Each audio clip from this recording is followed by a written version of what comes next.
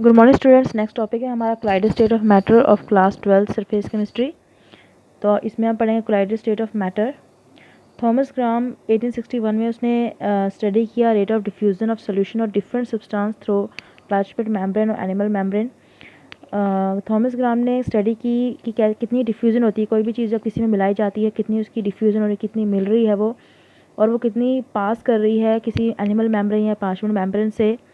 तो जब उसने एक्सपेरिमेंट किया तो उसने डिवाइड किया सब्सटेंस को दो क्लासेस में, एक क्रिस्टलॉइड्स और दूसरा कोलाइड्स।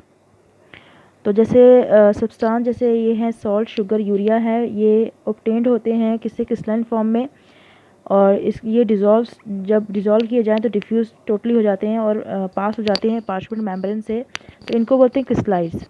और सब्सटेंस जैसे starch, gum, glue, gelatin, albumin, salicylic acid, ये जो होते हैं नॉन क्रिस्टलाइन फॉर्म में होते हैं और ये जब डिज़ोल्व किए जाएँ तो ये पार्चमेंट मेम्बर से पास नहीं होते, तो इन्हें बोलते हैं कोलाइड्स। जो सोल्यूशन बनते हैं क्रिस्टलॉइड से उन्हें बोलते हैं ट्रू सोल्यूशन, और जो बनते हैं कोलाइड से उन्हें बोलते हैं कोलाइडल सोल्यूशन। तो ग्राम ने क्लासिफिकेशन की सब्सटेंस को कितने में, क्रिस्टलाइड्स और कोलाइड्स में। तो मगर ये बाद में प्रूव किया हो गया गलत प्रूव हो गया। जो क्रिस्टलाइड होता है वो बिहेव करता है कोलाइड अंडर डिफरेंट कंडीशन, मतलब डिफरेंट कंडीशन में जो है क्रिस्टलाइड है कोलाइड की तरह एक्ट करता है। जैसे यहाँ पे बताया गया है, सोडियम क्लोराइड जो होता है वो बिहेव करता है क्रिस्टलॉइड जब वो वाटर में डिज़ोल्व होता है, मगर बिहेव करता है कोलाइड जब वो क्या करता है बेंजीन में डिज़ोल्व होता है। तो ये क्या है, रियलाइज़ किया गया क्लियरली कि जो इन दोनों के बीच में डिफरेंस है वो क्या कोई डिफरेंस नहीं है क्रिस्टलाइड और कोलाइड्स में। अब इसकी जो नॉन डिफ्यूजिबिलिटी है कोलाइड्स की एंड डिफ्यूजिबिलिटी जो है क्रिस्टलॉइड की एनिमल और वेजिटेबल मेम्ब्रेन से, वो भी क्या है साइज़ ऑफ पार्टिकल के डिफरेंस की वजह से है। जो कोलाइड्स होते हैं वो बिगर पार्टिकल्स होते हैं जो पास नहीं हो सकते किसी मेम्ब्रेन से। उसके बाद यहाँ बोला गया है तो पार्टिकल्स जो होते हैं कोलाइडल सोल्यूशन के वो क्या करते हैं, नीचे जब भी आप किसी सोल्यूशन में मिलाओगे तो वो नीचे सेटल डाउन नहीं होंगे, और जबकि साइज़ ऑफ पार्टिकल जो होता है इनका काफ़ी बड़ा होता है, तो इसलिए ये नीचे जो है प्रेसिपिटेट हो जाते हैं, तो इनको हम सस्पेंशन बोलेंगे। तो यहाँ पे दिया ट्रू सोल्यूशन का साइज़ जो होता है पार्टिकल का वो लेस देन 10⁻⁹ मीटर और 1 नैनोमीटर से कम होता है, और कोलाइडल का 10⁻⁶ टू 10⁻⁶ मीटर और 1 नैनोमीटर टू 1000 नैनोमीटर तक होता है, और सस्पेंशन का 10⁻⁶ मीटर टू और 1000 नैनोमीटर से ज़्यादा होता है। तो साइज़ जो होता है कोलाइडल पार्टिकल वो इंटरमीडिएट होता है किसमें, ट्रू सोल्यूशन और सस्पेंशन में। और ये जो साइज़ होता है, तो ये जो है ये किसी भी पार्चमेंट मेम्बर से पास नहीं हो पाता, मगर जो ट्रू सोल्यूशन का सोल्यूशन है वो पास हो जाता है पार्चमेंट मेम्ब्रेन से, क्योंकि उसका साइज़ बहुत छोटा होता है।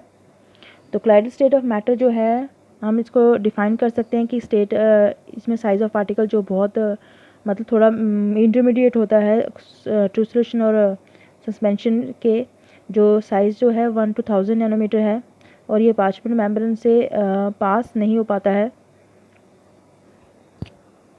तो इसमें नेक्स्ट हम पढ़ेंगे ट्रू सोल्यूशन, कोलाइडल स्टेट और सस्पेंशन में जो डिफरेंस है वो हम पढ़ेंगे। तो नेचर अगर देखा जाए तो इनका ट्रू सोल्यूशन का होमोजेनियस होता है, अगर आप दो चीज़ों को मिलाते हो और अगर आप उसमें एक ही चीज़ देख पाते हो, एक ही फेस देख पाते हो, जैसे हम पानी में चीनी मिलाते हैं तो हमें सिर्फ एक पानी ही दिखाई देता है, ना कि हमें शुगर भी दिखाई देगी, तो हम बोलेंगे ये होमोजीनियस है क्योंकि हमें एक ही फेस दिखाई दे रहा है।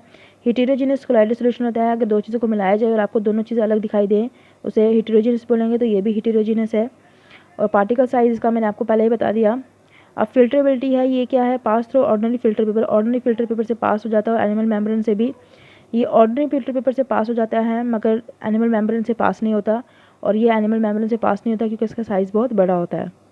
अब जब इसको सोल्यूशन बनाओगे तो ये सेटल नहीं होगा, मगर ये भी सेटल नहीं होगा, और ये जो है नीचे बैठ जाएगा। इसमें पार्टिकल जो होते हैं नहीं दिखाई देते हैं, इसमें पार्टिकल जो हैं छोटे छोटे दिखाई देते हैं, और इसमें जो है पार्टिकल बिल्कुल सामने दिखाई देगा बड़ा सा, और ये डिफ्यूज़ इजली हो जाएगा, इसको टाइम लगेगा डिफ्यूज़ होने में, और ये डिफ्यूज़ होगा ही नहीं। ये क्लियर ट्रांसपेरेंट सोल्यूशन होगा, ये ट्रांसपेरेंट होगा, हल्का हल्का जो होगा ब्लरी सा होगा, फॉकी सा, और ये जो होगा इसमें बिल्कुल ही कुछ भी दिखाई नहीं देगा। तो ये हो गया हमारा difference true solution, colloidal solution and suspension में डिफरेंस। अब है disperse phase and dispersion medium, तो ये सेम है सॉल्वेंट और सोल्यूट की तरह। तो यहाँ पे जो है हमने सिर्फ चेंज किया हुआ है इसमें कोलाइडल सिस्टम में डिस्पर्स फेज डिस्पर्शन मीडियम को हमने सिर्फ सॉल्यूट और सॉल्वेंट से चेंज किया हुआ है। तो सॉल्यूट वो होगा जो हम डालते हैं किसी चीज़ में बहुत कम अमाउंट में, जब उसको मतलब एक चीज़ दो चीज़ें हम मिला रहे हैं, पानी और चीनी, तो जो चीज़ ज़्यादा अमाउंट में मिलाई जाए उसे सॉल्वेंट बोलते हैं, उसे हम डिस्पर्शन मीडियम बोलेंगे, और जो कम मिलाई जाती है उसे सॉल्यूट बोलते हैं और उसे हम यहाँ पे डिस्पर्स फेज बोलेंगे। तो ये हमारा हो गया कोलाइडल सोल्यूशन।